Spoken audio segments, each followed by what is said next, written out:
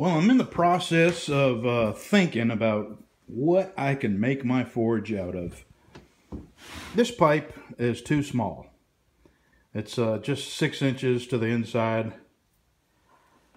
That piece that I got there, it's just way too big. So I finally remembered that I had a few of these left. So what I'm going to do is cut the top and the bottom off. I'm going to weld a flat plate on the bottom. And for a form on the inside, I'm going to use this and fill up around it with plaster of Paris and vermiculite mixed, about 50-50. Through the miracle of television, I've got one cut. And this is what it'll look like. And around the outside of it will, that's not even tall enough, is it? Huh. Well, I'll find something else about that size. That's not, oh, I know what, I got a piece of pipe, I believe. Yes, I do, right there. Yep, and that's plenty long enough, so, okay, problem solved. But anyway, around the outside of it, I will have plaster of Paris vermiculite mix with a hole going through the side into the, after it dries, this will come out, and there'll be a hole going in here that I'll put a propane torch into. And hopefully this will work. I have a couple of options, and if it doesn't work, I can probably get another torch from Harbor Freight. But what I intend to use, and this is not my idea, so there's all kinds of forges that have been made on the YouTubes, and I'm sort of putting a bunch of ideas together. This one I'm going to use.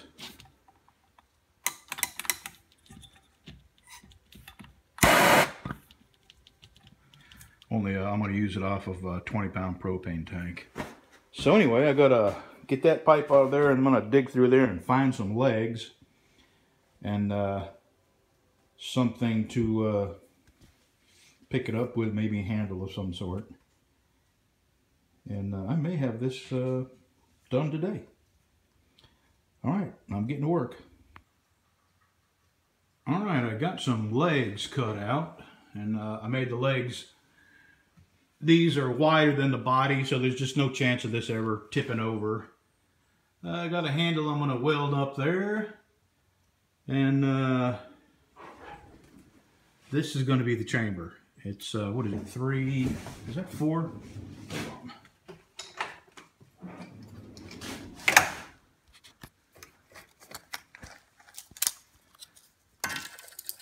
Yeah, 3 by 3. I don't think that's too big to, and you know, if it is and it won't heat it up, I'll just get a bigger nozzle and run more gas. That's going to be something I can address if my original idea doesn't work. And by original, I mean my first idea. This is not original using that. There's lots of people that are using that. But if I have to build something, God, my hands are shaking. If I have to build something for a gas nozzle, yeah, I can do that. So I'm going to weld these legs on. I haven't cut the back out yet. I'm going to cut the back out, weld that on, weld the handle on. And then I am ready for plaster of Paris and vermiculite. All right, let me get the backing cut out with my plasma cutter.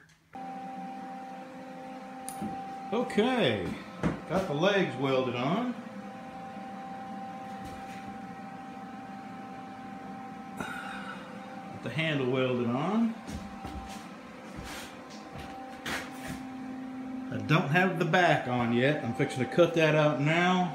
I gotta let some of the smoke clear out. I'm probably gonna have to open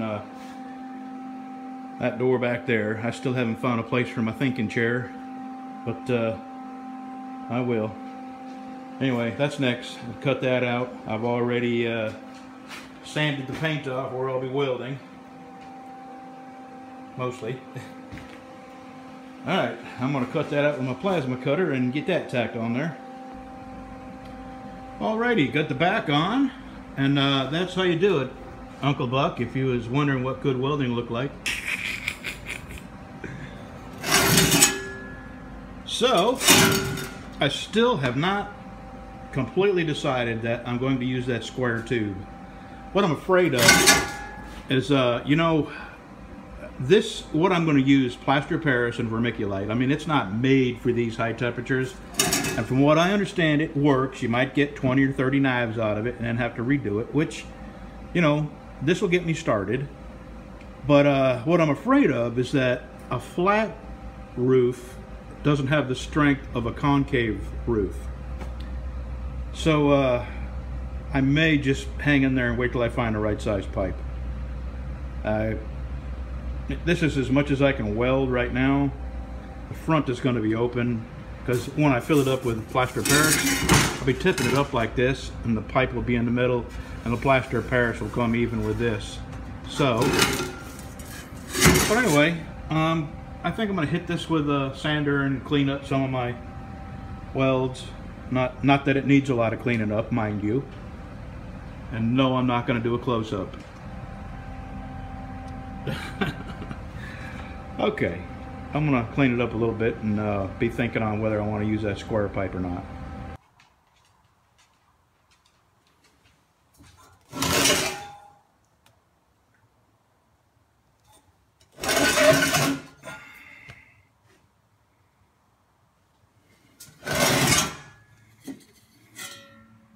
But I'm going to go ahead and use this. But what I'm going to do is pour 1.5 inches of plaster of Paris vermiculite mix on the bottom. I'll let it dry and then put this down on top of it and then pour the rest of it around there. So and the reason I'm doing that is because that, you know, it's going to be exposed to the metal if I don't. Plus, this is more than long enough for any knife I'm going to make to get it tempered. And I'm going to do that tomorrow. I'm going to paint it. And yeah.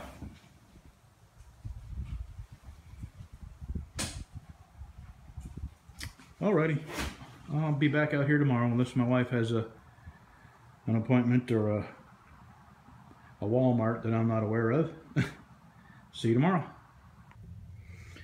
Well, I'm at, not a crossroad, but for some reason this is taking me longer than it should because I can't make up my mind what to use as an insulation medium. You know, one person says that plaster of Paris and vermiculite or perlite, same thing basically, is the best mixture, and the other says that plaster of Paris mixed with sand lasts longer and stands up to the heat better. And the bottom line is, this is not optimal for a forge. It's temporary at best.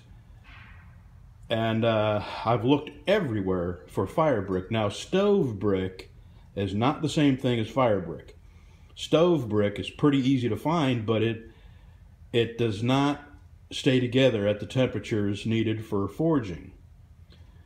Stove brick is just what it is. It goes in wood stoves, and it's good to, you know, 800, 1,000 degrees, 1,200 right in there. And forging temperatures can reach, you know, 25, 2,400, 2,800 degrees, and stove brick will crack and bust up under those kind of temperatures. And there's nowhere to find the fire brick that I need, which is basically the same brick that goes into kilns and other forges. It's a soft brick that you can actually drill. I can order it online, but my God, the shipping costs for what I would need. I could just about buy a forge. So I haven't been able to find it locally. I'm gonna go ahead and commit to plaster of Paris and sand.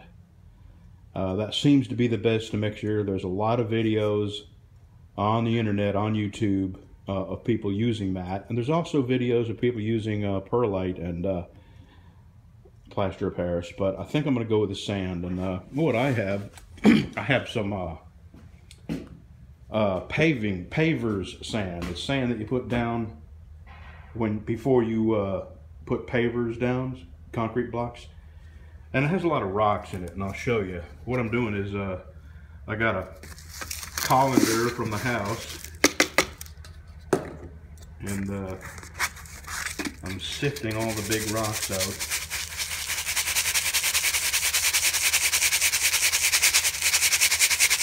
There we go.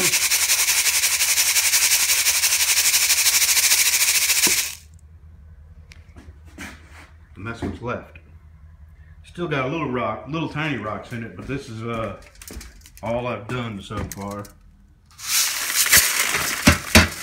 Now I gotta wash this out and get it back in the house, and my wife will be none the wiser. She has this weird aversion to me using kitchen stuff in my shop. I don't get it. So what it is a 50-50 mix. Plaster of Paris, let's just say I was going to use this. It would be 1 cup of this to 1 cup of that, and enough water to make it a clay-like substance. Or a little bit more liquefied than clay, because I have to pour it. And the first thing I got to do is get about a 1.5 inch layer on the bottom, let that dry, and then set this on it and pour more around it. So what I'm going to actually get done is the bottom. I got my hole drill in the side. This pipe will go in like that, and it'll go into, well, here, let me put this back in there. I'll drill a hole in this, and it will go into that, and then I'll pour my 50-50 mix of plaster of Paris and sand in around this, and when it dries, I'll pull that pipe out, and I can put my torch in there. We'll see. I've got virtually nothing invested in this dollar-wise, just time, a little bit of welding. You know, I've got a bunch of these. And if anybody lives near me and they want one, I'd be happy to give you one. And the reason these are better than the green ones is because the steel is almost twice as thick. These are not quite as thick as a propane tank, but they're way heavier than the green ones. Look, you can even weld them without burning through. So they're good tanks, and they're not easy to come by. They're mostly used in commercial institutions with huge air conditioners. And actually, that's where they come from. A friend of mine, Dwayne, got them where he used to work. He's retired now. Oh yeah, I got a whole bunch of wood for handles. That's going to make some cool handles there. And this, I don't know what the 3 woods are, but I'm going to make a handle, you know, or maybe sideways, or it'll have all 3 woods in it.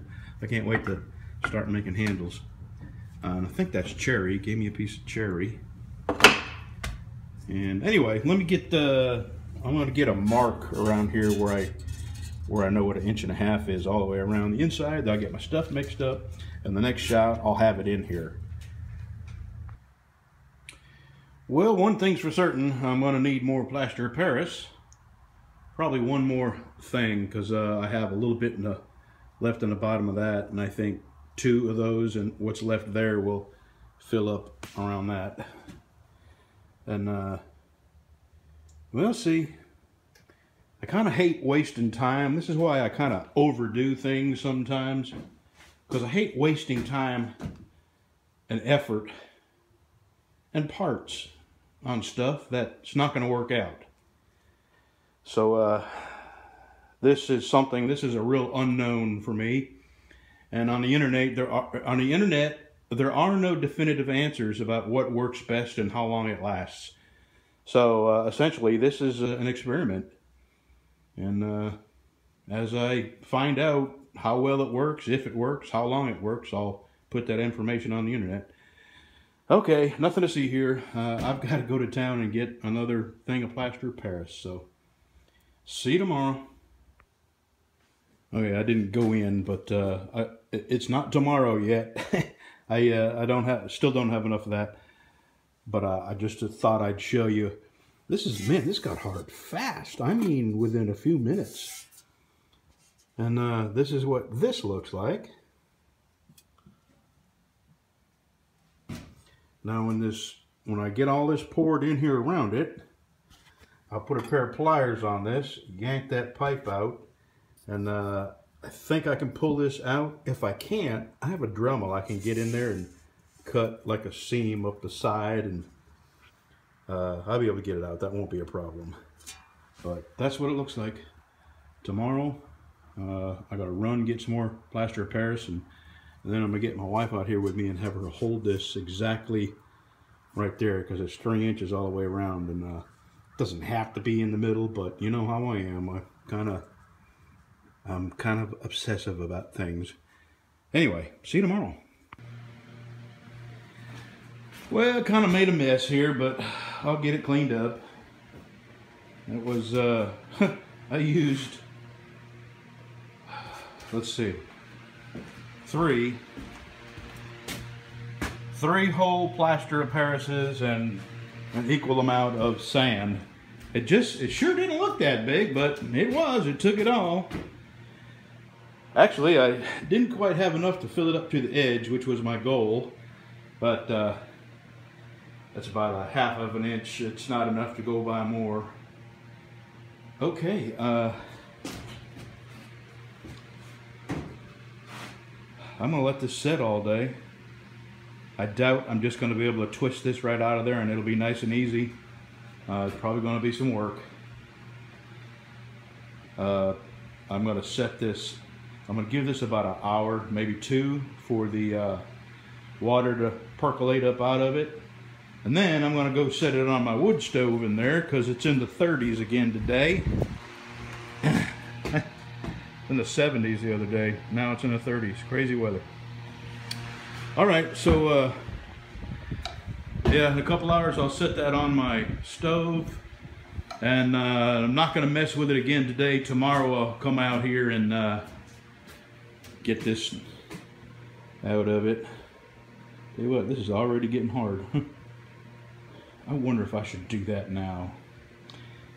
You know what? I think I'm going to give it a try. I'm going to do it. Yep. Well, it's not the next day, but it is later that night. Yes, that's my reflection. And don't forget that nighttime window reflections add 20, 40, 50 pounds. Alright, I'm going to cut the top off of this. It won't pull out, so... Boy, there's some heat coming out of there. Wow! It was on my stove. I'm going to cut the top off of it. And I'm going to try to cave in the side inward all the way down and see if I can make it shrink up a little bit and pull it out. So, let me get that top cut off. Can you see the steam? There's still an awful lot of water in there. I did get it out, and here, let me illuminate you. There's my hole where the torch will come in.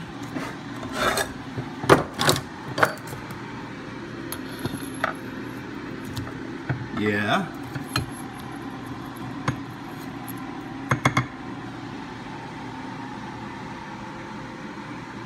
So far, I'm kind of happy with this. Who knows, we may have a winner. And, oh, the heat coming out of there. So I'm going to put this back on the stove, leave it overnight. Now that I got that out of there, this thing will really, really dry out. It's really hot in there. A lot of water couldn't get out. But it's going to take probably 2 or 3 days of cooking on that stove to completely dry it out. So tomorrow is Saturday, New Year's Eve day. Maybe Sunday night I can do this. I'll have to have a good look at it. Anyway, by the time you see this, New Year's, it will be 2017, so Happy New Year, everybody. Thanks for being a subscriber. You don't know how much, I've made some really good friends through YouTube, and just amazes me how the information age has enhanced our lives, even to the point of digital friends becoming real friends. And anyway, I'm nothing but happy with YouTube and the friends I've made and the subscribers I have, and you're all a very big part of my life now, and I thank you for being a part of it. So anyway, Sunday, Monday, we'll turn something red. See you then.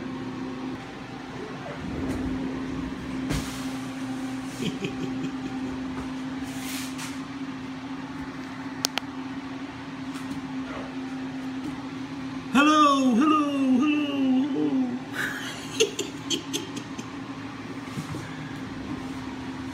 Yeah, I thought I'd hit it with a coat of paint. I'm still not ready to light it. Today's Saturday. Tomorrow, New Year's Day, if it's not raining, it's raining right now, Saturday and Sunday tomorrow. We are supposed to have some more rain.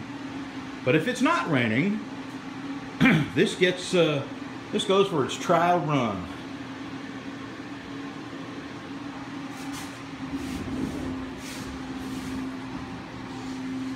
Alright, see you tomorrow. Alright, I know this was a long video, and if you've made it this far, thanks for watching. But a lot of this video has been me thinking out loud and changing my mind and going another route. But it's Sunday, about midday or so, and it's really misty, and I debated on whether to do this or not, but I don't think it's going to get any better. So I've had this sitting on my wood stove for 2 solid days, drying out. That ought to be enough. I'm fixing to start this up. I'm going to give it about 10 minutes to come up to temperature, and then I'm going to just stick that in there and see if it gets forging hot. Cross your fingers. We'll be back. Alright, it's been like 10 or 11 minutes. I've got something that's actual blade thickness I'm going to stick in there.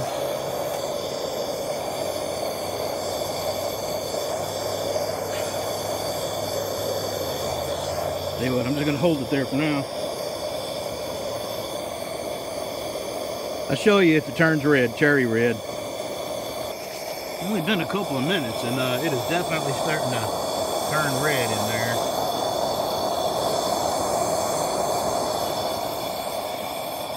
So far, I'm kind of liking it.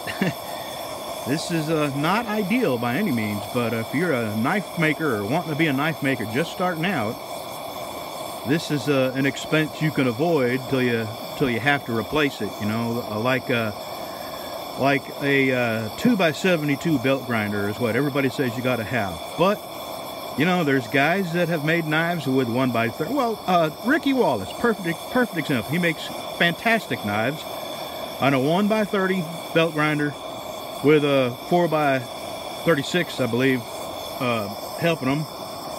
I bought a 2x42, which is not ideal, but it'll get me started.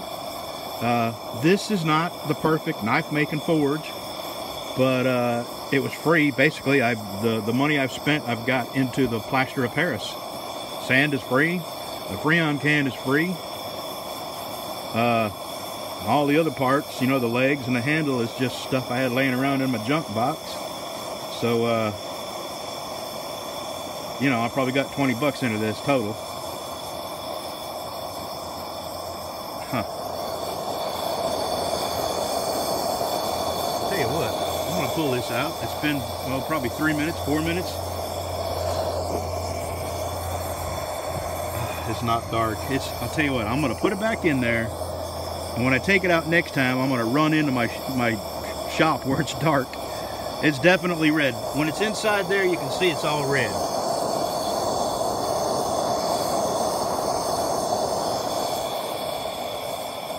We'll be back. I'm gonna let it get a little redder and then run into my shop and show you. Now let me go to a dark recess. It's already cooling down. Plus it's really drizzly and foggy out. It was definitely heat treating hot, without a doubt. So, tell you what, I'm going to call this a success. And like I say, it's not ideal, but it will definitely work. How many times, I do not know. There's really no definitive answers as to on the internet as to how long it'll last. You know, some people have said they've got 30 or 40 knives out of it. But plaster Paris and sand is not refractory cement. It's not high temperature brick. And, you know, it's not designed to be used for what, you know, battery's going low. Anyway, you get the point. This will work. It'll get me started. So I'm happy with it. It was worth the effort. And when I make knives, I'll be sure and show you how I've used this. Now, my wife was in the hospital, and I'm expecting the bills to start rolling in, so I'm not going to be able to buy any tool steel. I haven't been able to buy 2x42 sandpaper. Do you know you got to order that? There's no place. Lowe's, Home Depot, Harbor Freight, nobody sells it. You got to order it online. And that's all I'm lacking now is tool steel and belts for the 2x42, and I can get started. But that'll probably be February. January is hospital bill paying month. And I don't want to spend any more money until I see what they're going to hit us with. Sometimes, you know, them $6 Advils will add up. Thanks for watching, y'all. I'm happy with it, and I think it'll do exactly what I need it to do.